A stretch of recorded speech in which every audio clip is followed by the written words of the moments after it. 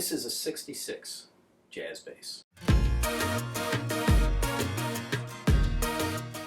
This is original frets, original finish, and most importantly, it's a really great bass.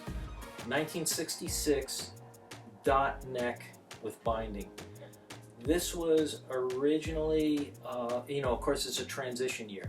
And this was originally a year that some collectors and some players didn't want to even bother with back when I first started playing.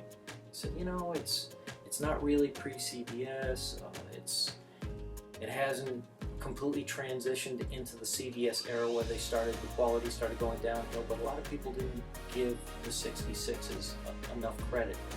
It still had all the DNA of the original Fenders, of the original pre-CBS Fenders, in my opinion. Again, it's my opinion. And just like, and I'll say it over and over again, in the vintage market there were these great basses in any era, and there was the basses that you fire with. Right. You wouldn't want to burn. You wouldn't want to burn. Not good enough for firewood. But this is one of those basses that crosses the line. It's a really excellent player, and it's a collectible instrument because of the condition.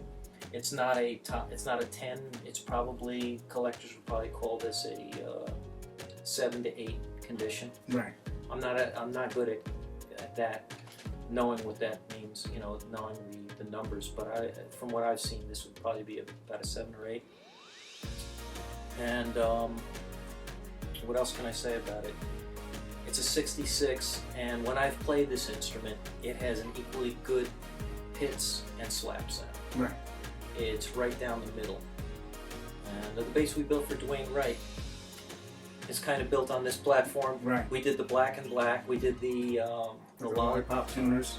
It was the tuner without the extra little lobe over here. Right.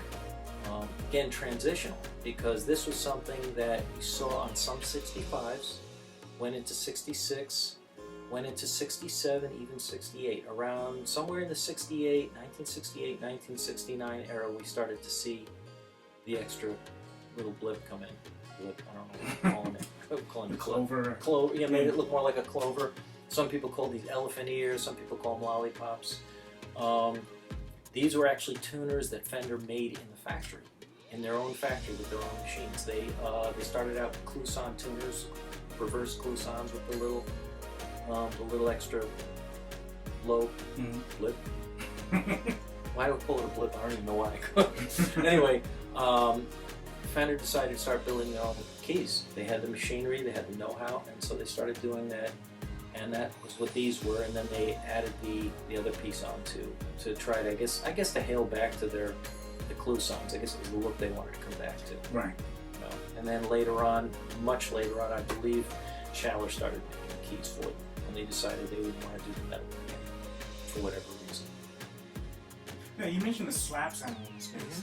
Now, I've dealt with many customers over the years who had always assumed that they had to have an ash body bass to get a great slap sound. Right. Now, can you just tell me a little bit about why you can get a good slap sound out of a bass like this? Interesting. That's a good question. I always felt that although this is an alder body, rosewood board, doesn't have all the attributes that people think is a great slap bass. Many people slap on basses that are not ash maple. Right.